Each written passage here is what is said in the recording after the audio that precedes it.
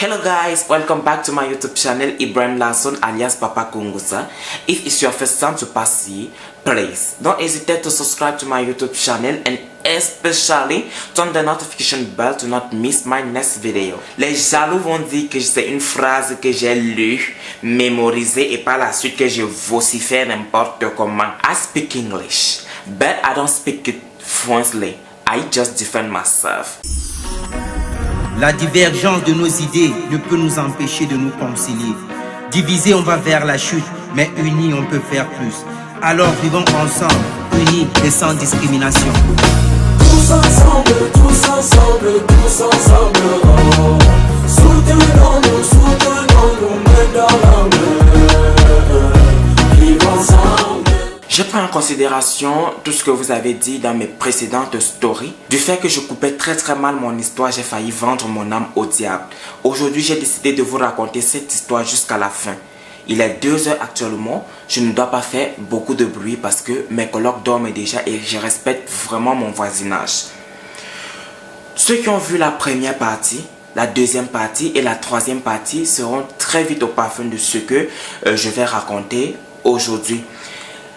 Je vous ai dit que lorsque je suis arrivé ici au Maroc, j'allais vraiment très mal.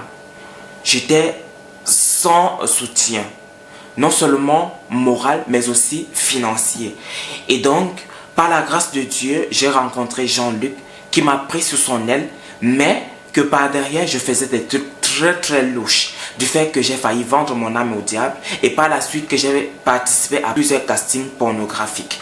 Et en ce qui concerne mon histoire, j'ai failli vendre mon âme au diable. Je vous ai dit aussi précédemment que le jour où on allait m'initier par mégarde, je ne saurais dire si c'était par mégarde ou bien si c'était par la grâce de Dieu, j'ai révélé mon secret à Merveille. Tout ce que je faisais dans le noir, je l'ai exposé à la lumière. Et Merveille, à son tour, l'a expliqué à Jean-Luc. Jean-Luc m'a appelé, il a commencé à me conseiller. Il m'a dit, le diable c'est un menteur. Le diable est un profiteur. Le diable, il est sur la terre pour dérober, voler et tuer. Ça, c'est sa mission principale. Parce qu'il sait que nous sommes très aimés par Dieu que lui. Il m'a dit, Ibrahim, tu es déjà très avancé dans tes démarches. Tu m'as dit de ta propre bouche que tu as invoqué le diable. Tu l'as appelé afin qu'il vienne en personne et aujourd'hui, vous avez rendez-vous. Mais ne t'inquiète pas, je connais quelqu'un qui pourra te sortir de cette situation. Je connais un homme, je connais une personne au-dessus de Satan. Je connais une personne vraiment capable de t'aider. J'ai dit, Jean-Luc, à l'heure où je suis et d'après tout ce que tu m'as dit, que le diable va me demander de tuer ma mère, ce que je ne veux pas, toi-même tu connais mon caractère. Je suis incapable de faire du mal à une mouche. Combien de fois ôter une vie que je ne peux pas donner? Jean-Luc, et de plus, j'aime tellement ma mère, j'aime tellement mon père, j'aime tellement mes frères et soeurs, j'aime tellement ma famille, j'aime tellement l'être humain, j'aime mon prochain comme moi-même. Pourquoi est-ce que je veux me faire du mal et que par après, on me demande de faire du mal à d'autres personnes? Jean-Luc, je ne veux pas de cet avenir pour moi, pour ma famille et pour mon entourage. S'il te plaît, présente-moi cette personne. Si on doit voyager pour aller voir cette personne, voyageons s'il te plaît. J'ai vraiment besoin que tu me sortes de cette situation, que tu m'aides vraiment. C'est là qu'il m'a dit, ne t'inquiète pas, cette personne est ici avec toi et présentement. J'ai dit vraiment, moi je veux le rencontrer.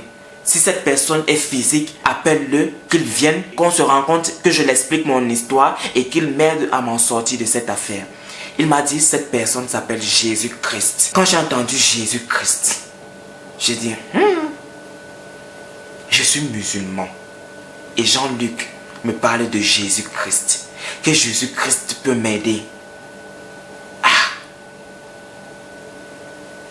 J'ai dit, pourquoi pas Jean-Luc? Si vraiment Jésus peut être la solution à mes problèmes, si Jésus peut m'aider, pourquoi pas ne pas tenter le coup? Il m'a dit, il faut tout d'abord que tu crois fermement qu'il peut t'aider. Parce qu'il ne suffit pas de dire de la bouche, il peut m'aider sans le croire. Parce que la foi sans les actes ne sert vraiment à rien. J'ai dit, Jean-Luc, je suis tout paniqué. Toi-même, tu vois comment je tremble de peur. Actuellement, tout ce que je veux, c'est une solution. Et personnellement, pour vous dire vrai, pour les musulmans qui vont passer et me juger comme certains m'ont jugé, en tant que musulman, je n'étais pas pratiquant. Le jeûne pour moi, le carême, c'était comme une punition. Pour moi, l'islam, c'est juste une règle qu'on doit suivre. Tu es né, tu trouves cela, tu dois faire comme cela, tu ne dois rien changer ni ajouter. Donc, je me sentais pas trop bien en tant que musulman. Je ne priais pas. Papa passait tout le temps à parler dans la maison. Tu es quel genre de garçon, tu ne pries jamais. Toi, tu fais le ramadan comme une femme, machin, truc et tout et tout. Hein? Tu ne sais pas que tu vas mourir un jour. Mais lorsque Jean-Luc m'a parlé de Jésus, il m'a dit, Jésus peut être ton meilleur ami. Jésus peut être ton grand frère. Jésus peut être tout ce que tu veux. Et avec Jésus, tu peux te confier. Avec Jésus, tu peux discuter comme si tu étais en train de discuter avec un ami. Et donc, si tu veux, il peut t'aider et il peut te sortir de cette situation parce qu'il a porté sur la croix de Calvaire tous nos péchés. Il n'y a aucun péché grand devant ses yeux. J'ai dit, Jean-Luc, comment faire pour rencontrer Jésus? Comment faire pour que ce Jésus vienne dans ma vie afin que je ne sois pas initié ce soir? Et puisque j'ai déjà révélé le secret de ce que j'allais faire ce soir, je crains que je ne meure ce soir parce que j'ai eu l'habitude de voir dans les films que dès que tu révèles le secret de l'ennemi, il te met à mort ou bien il te rend fou ou bien il te rend muet.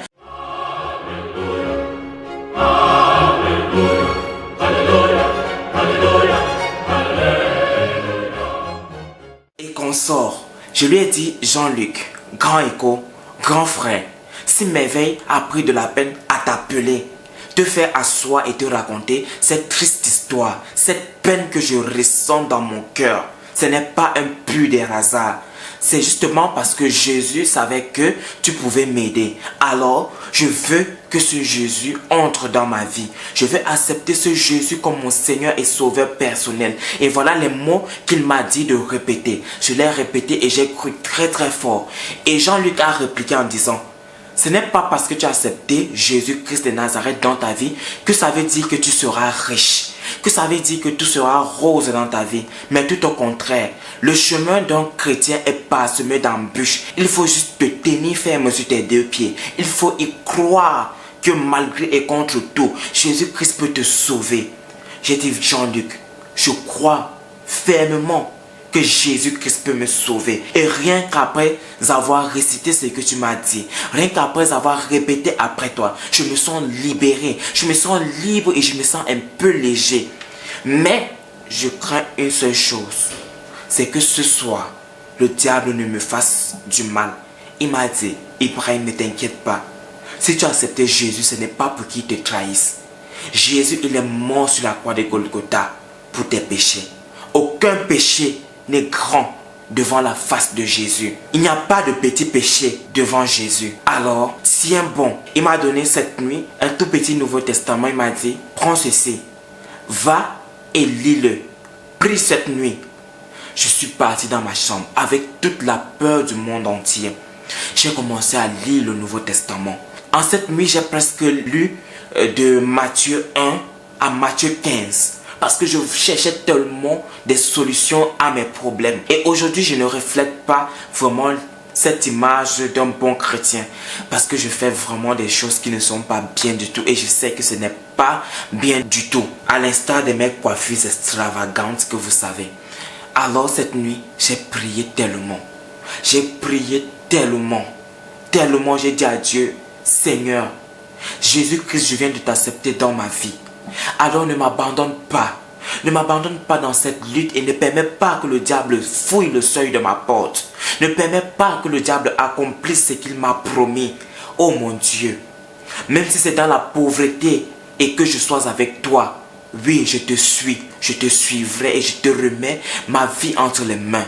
Je sais qu'avec toi, je ne serai pas certainement riche, mais je sais qu'avec toi, je serai libéré et je serai sauvé.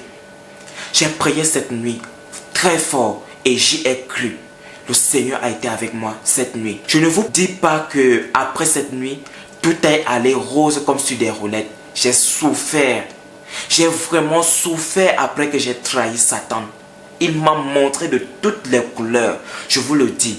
Je vous le jure en vérité. C'est vrai que Jésus a dit de ne pas jurer ni par le ciel, ni par la terre, ni sur nos têtes. Mais je vous le jure que j'ai souffert d'avoir trahi Satan.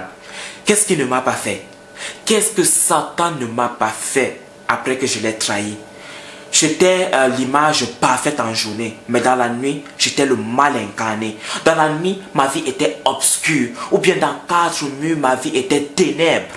Je vous assure, dans la journée et parmi mes amis, j'étais le bonheur incarné. Un bonheur excessif que tout le monde le remarquait. Tout le monde disait, Ibrahim, ce bonheur n'est pas naturel. Lorsque j'ai trahi Satan et lorsque je me suis retourné vers Jésus-Christ, et aujourd'hui, je suis fier de dire que je suis chrétien. Je suis très fier de dire que j'ai abandonné l'islam pour le christianisme. Et je suis passé au-delà des préjugés. Si ma mère m'a accepté tel que je suis, si ma mère approuve mes choix, aucune personne sur cette terre ne fera douter de moi. Et peu importe vos commentaires sadiques, désormais je m'en fous. Parce que je sais qui je suis. Et je sais où je vais. Lorsque j'ai trahi Satan, comme j'étais en train de vous dire, j'ai eu toutes les tendances suicidaires. Jean-Luc ne le sait pas, Merveille ne le sait pas. La seule personne qui sait que j'avais des tendances suicidaires, la seule personne qui a assisté et qui m'a soutenu pendant cette période très noire de ma vie, était Sarah. Encore une fois de plus, je vous dis merci. Merci de tout mon cœur. Que Dieu vous le rende au centuple. Sarah, elle, c'est une fille aussi très chrétienne. Et elle a vite détecté en moi que je n'étais pas en réalité heureux, que j'étais malheureux. Elle s'est rapprochée de moi. Et lorsque Sarah s'est rapprochée de moi, j'étais un enfant très intelligent. Je suis très intelligent. C'est parce que je ne peux pas fouiller mes documents actuellement pour vous montrer des très belles notes que j'avais à l'école. Sarah m'a rapproché tout d'abord dans le but de l'aider dans ses études. J'ai fait la série A et par la suite, j'ai fait la comptabilité et je vous le dis, j'étais très brillant en comptabilité pour un élève de la A. J'avais des 20, j'avais des 18, j'avais des 19 et même mon professeur de comptabilité en master 1 m'avait conseillé de créer un groupe de répétition où certains élèves pourront me payer afin que je les apprenne ce que je connais. Voilà que Sarah s'est rapprochée de moi et c'est là que nous sommes devenus très amis. Nous sommes devenus très potes. C'est là qu'elle a commencé à comprendre ma peine. Un jour, je lui ai dit, Sarah, je dois voyager pour Rabat. Je dois commencer à faire mes papiers pour avoir ma carte de séjour. Elle m'a dit, donc toi tu as fait carte de séjour à peine tu es arrivé. Je dis, moi je dois être en règle. Elle m'a dit, vraiment ça fait 4 ans que je suis ici au Maroc. Je n'ai même pas encore songé à faire la carte de séjour. J'ai dit qu'en tout cas Sarah, aujourd'hui c'est aujourd'hui. Toi et moi on va faire cette carte de séjour ensemble. Je devais voyager mercredi. C'était plutôt vendredi. Je devais voyager vendredi pour aller à l'ambassade. Elle m'a dit, non pourquoi pas aller jeudi aujourd'hui. Elle dit, Sarah moi je n'ai pas d'argent. Elle a dit, ne t'inquiète pas. Sarah m'a payé le billet du train aller et retour. Vraiment une chose que personne ne me l'avait fait depuis que j'étais arrivé au Maroc. Certes, Jean-Luc me soutenait énormément, mais Sarah, ce geste a été si symbolique pour moi. On a voyagé et dans le train, on a commencé à discuter, papoter. Elle m'a dit, j'aime bien les beignets bananes. Vraiment, j'ai vu Nathalie quoi faire ça sur son Snapchat. Si je connaissais faire ça, j'allais le faire.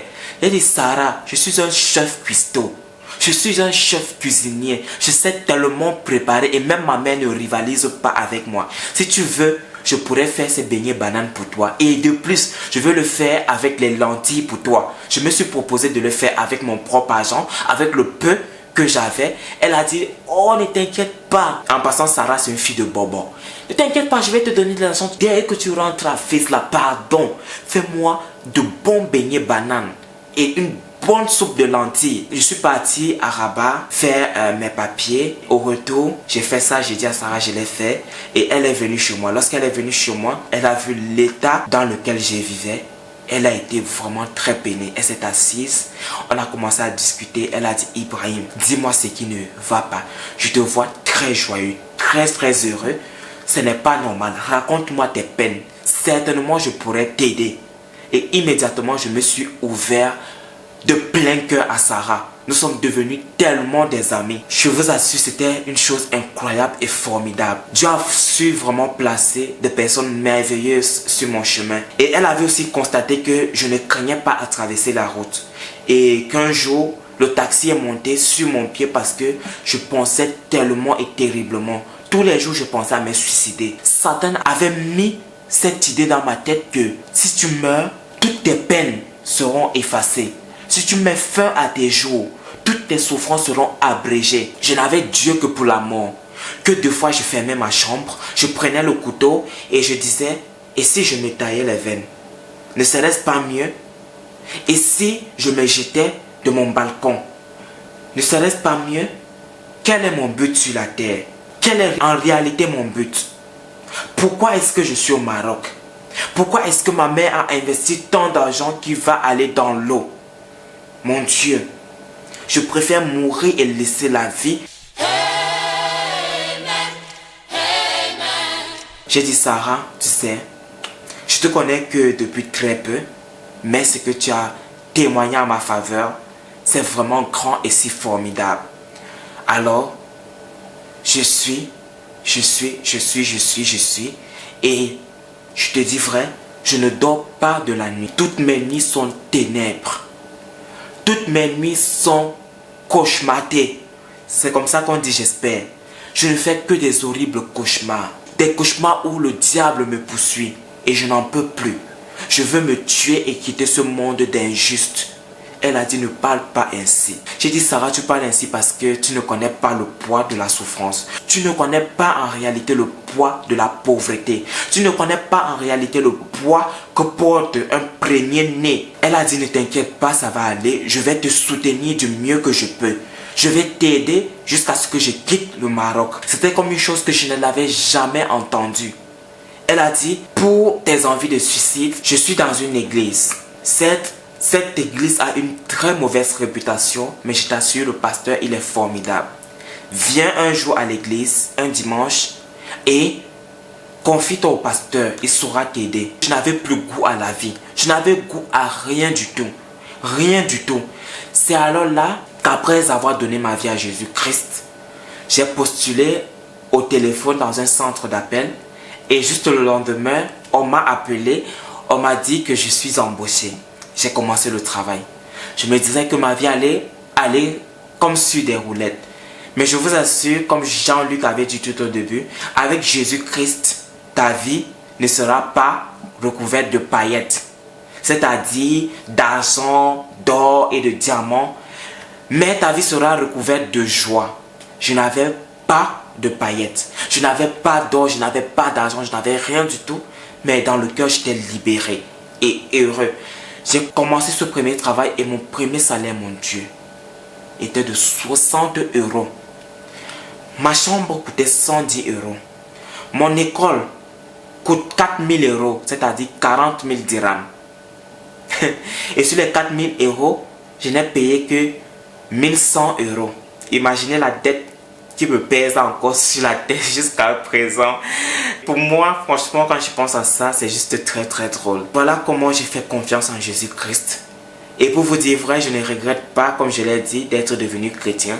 Parce qu'avec Jésus-Christ, je peux me fâcher. Je peux dire, Dieu, ce que tu m'as fait aujourd'hui, je n'ai pas aimé.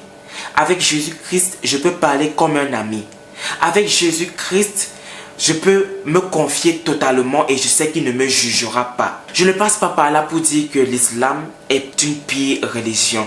Non. Je ne suis pas d'avis avec ceux qui disent que tous les musulmans iront en enfer, ni d'accord avec les musulmans qui disent que tous les chrétiens iront en enfer. Dieu ne peut pas créer une race et dire vous irez tous en enfer. Dieu ne peut pas prendre de la peine et créer un être humain et condamner sa vie pour l'enfer. Jamais. Jésus-Christ du moins a dit, mon plus grand commandement, c'est d'aimer ton prochain comme toi-même. Alors si tu respectes ce commandement, sache que tu as tout gagné dans la vie. Si tu aimes ton prochain comme toi-même, sache que ton paradis il est assuré. Si tu médites de ton prochain, si tu souhaites le malheur à ton prochain, si tu souhaites la mort à ton prochain, si tu insultes ton prochain pourtant il ne t'a rien fait, si tu te lèves et condamnes la créature de Dieu, mon cher ami, tu es dans la perdition.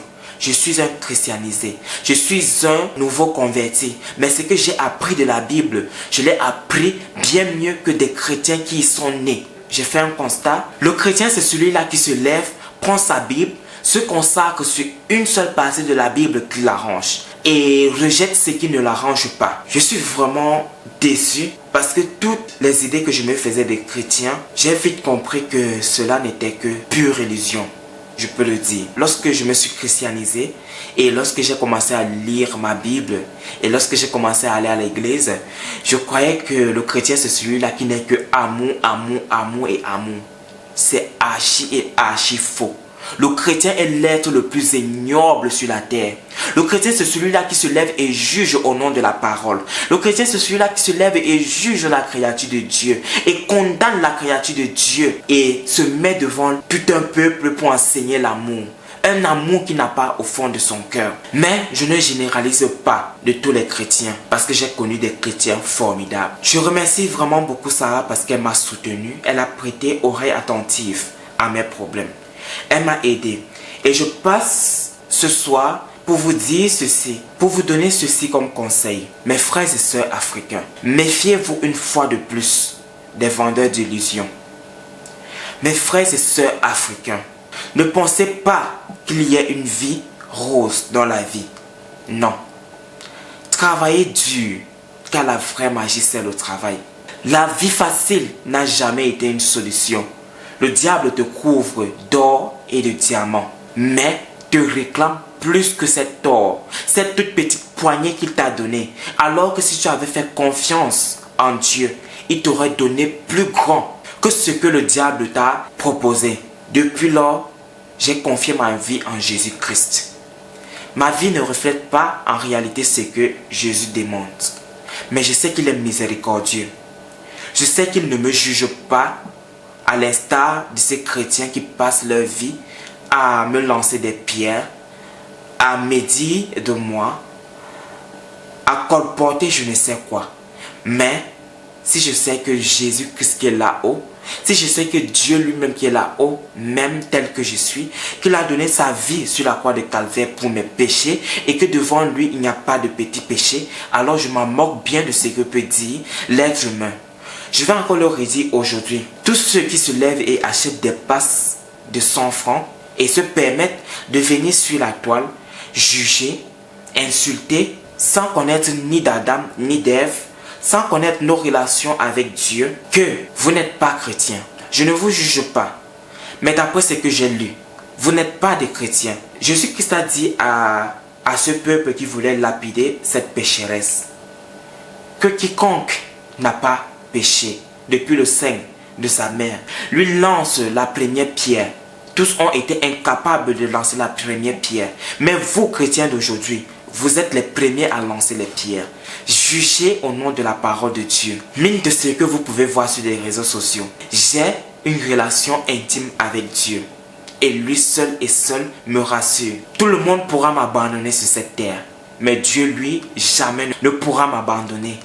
Voilà ce qui est mon réconfort. Voilà ce à quoi je m'accroche. Alors insultez-moi comme vous voulez. Dites ce que vous voulez.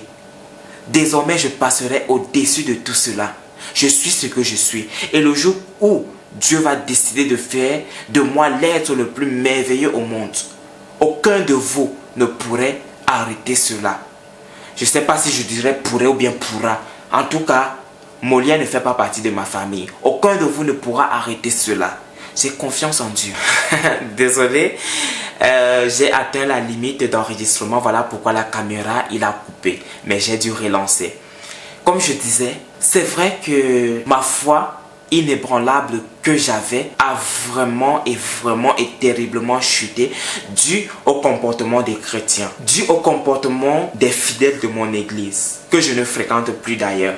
J'ai écouté les conseils de Jean-Luc et les conseils de la Bible qui dit « L'église ne sauve pas. Si tu veux prier, entre dans ta chambre, ferme ta porte et prie ton Dieu qui voit dans les lieux secrets. » Donc, mes frères et sœurs, confiez vraiment vos vies à Dieu.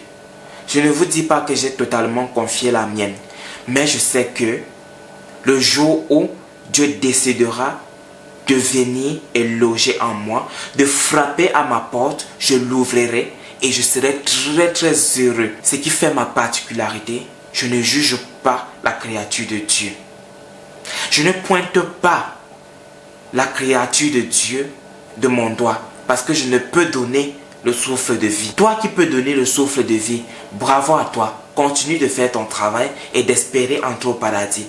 Sur ce, je vais donner un dernier conseil avant de vous quitter. Mes chers frères, mes chères sœurs, remettez vos sorts entre les mains de Dieu et il vous positionnera où vous souhaitez être positionné. Moi, mon rêve depuis tout petit était de ne pas mourir dans l'ombre. Aujourd'hui, Dieu a mis de la lumière sur moi.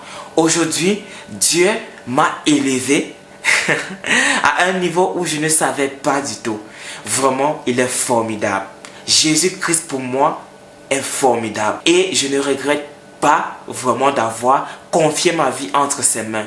Confiez vos vies comme moi aussi j'ai confié la mienne. Pour ceux qui vont passer, malgré tout ce que j'ai dit, peu importe que mes colocs sont en train de dormir, je vais parler et je vais continuer à parler. Pour ceux qui vont passer m'insulter en commentaire, je ne vous calcule plus. Dès à présent, je ne vais plus vous calculer. Vous allez insulter. Moi, je vais rire que gnoc, gnoc, gnoc, gnoc, gnoc. Je vais rire que ga, ga, ga, ga, ga, ga. À 42 dans moins 10.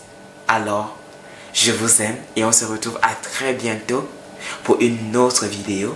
Surtout, n'hésitez pas à vous abonner à ma chaîne et d'activer la cloche de notification pour ne pas rater mes prochaines publications. Et je vais encore parler de ma coiffure. Tous ceux qui sont au Maroc, à Fès, composez ce numéro et allez sur Grâce Coiffure. Vous faites de très belles tresses comme la mienne. Elle a reproduit exactement ce que j'entendais d'elle et pour vous, elle fera tout autant. Que le Seigneur vous bénisse.